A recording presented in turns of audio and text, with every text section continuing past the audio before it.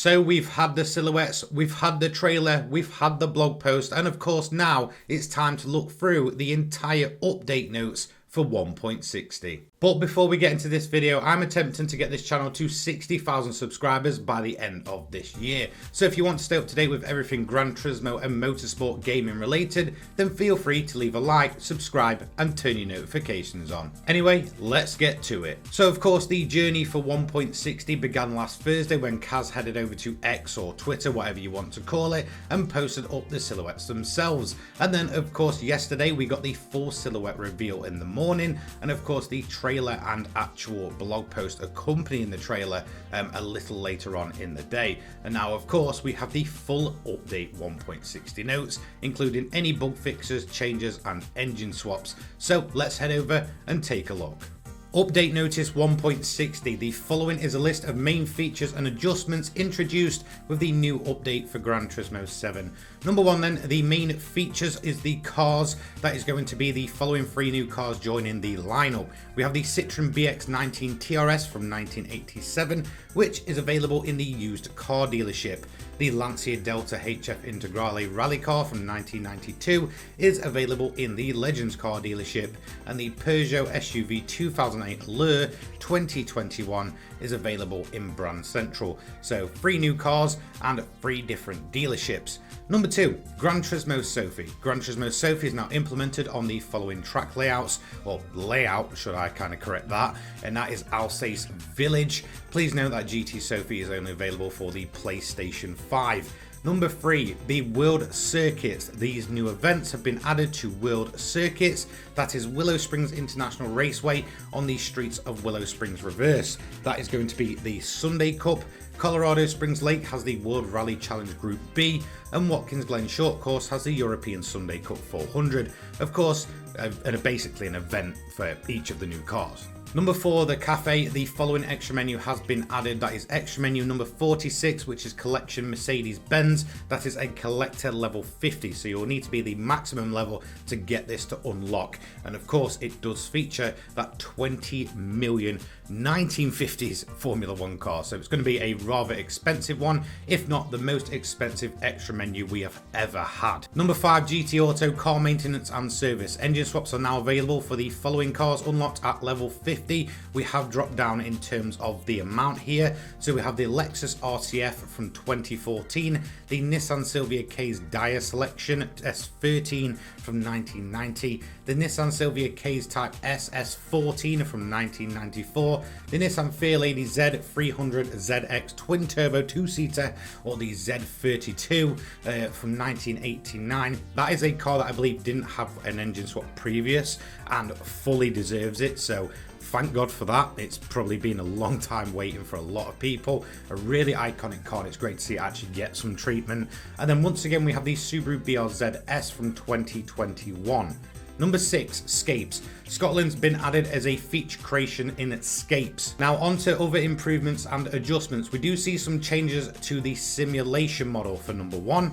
This is going to be the hybrid system on the Nissan GT-R LM Nismo for 2015. It's been adjusted, which is rather quite strange considering that nobody uses that car, but they've gone ahead and adjusted the hybrid system. It'll be interesting to test it out to see if it is any more useful now, or if they've made it even worse. You have to remember that is the front wheel drive Group 1 race car, and it's notoriously bad at pretty much everything. So hopefully it's been brought more in line here to be a bit better overall, because it is a pretty cool LM race car. Okay, number 2, controllers. We've addressed an issue on Fanatec steering wheel controllers equipped with an encoder function where the encoder dial inputs did not work as intended.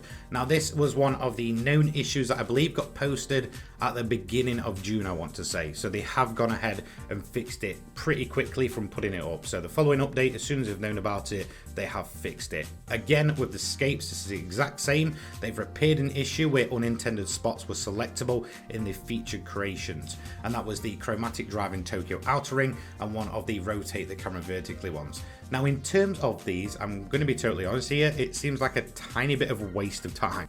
I get there's a lot of people that use scapes, and for me personally, I really enjoy them for just how photorealistic we can get the game. But in terms of just messing around with the feature creations, a lot of people don't necessarily pay attention to exactly what's in there. So it does seem a little bit like, okay, you know, there's been some of the known issues that have been on that list for, you know, almost 2 or 3 years at this point, I believe, that have taken forever to get fixed, yet things like these get fixed instantly. It's, again, just really strange how Polyphony sometimes work when it comes to bug fixing, but at least that is something that they have fixed, and they've kind of shortened that list off. But I'm sure we'll just see more bug kind of get put on the known issues pretty soon, as always with an update. Number 4, localization. Various text localization issues have been addressed. And number 5 is others. Various other issues have also been examined. Thank you for your loyal support, and we hope you continue to enjoy Gran Turismo 7. There we go, that is everything included in June 2025's update 1.60. As expected, it is on the smaller side overall. However, in terms of the cars themselves, I'm pretty sure if Polyphony have kind of continued that trend of making them incredibly customizable, then there'll be pretty much a decent lifespan in them. Of course, I'm not too happy about the SUV, but at least this time around it is not a hybrid or EV, as I mainly feared, since they've just been coming in like a plague. So the Peugeot itself should be a step up from something like the Toyota or Honda, but really that's not saying too much. The Citroen does have potential in terms of the more everyday type vehicles, especially if you play Gran Turismo games of old. And of course the Lancia, well, it's a legendary rally car, and it's great to see this one finally turn from a standard to a premium model.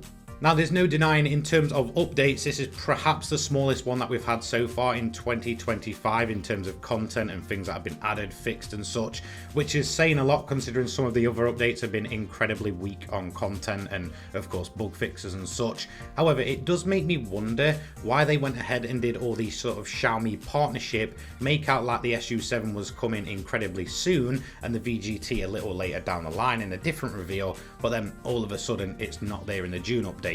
So it does make me wonder where that car's gone to and when we'll actually receive it.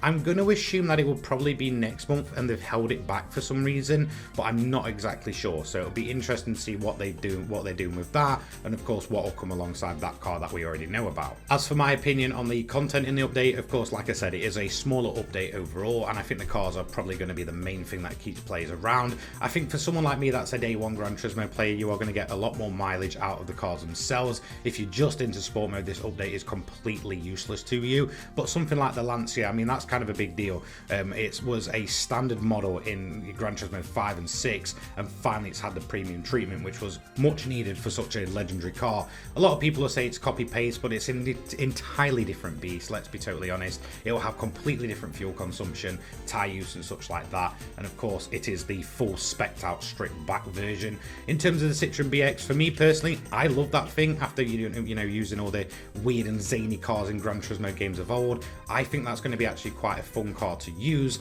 The other one, unfortunately, is the Peugeot SUV, and Polyphony will probably have the customization absolutely spot on, and at least it's a petrol version and not a hybrid or EV, but I'm not really holding my breath that car is going to do anything useful. Again, and it's an SUV, it's hideous.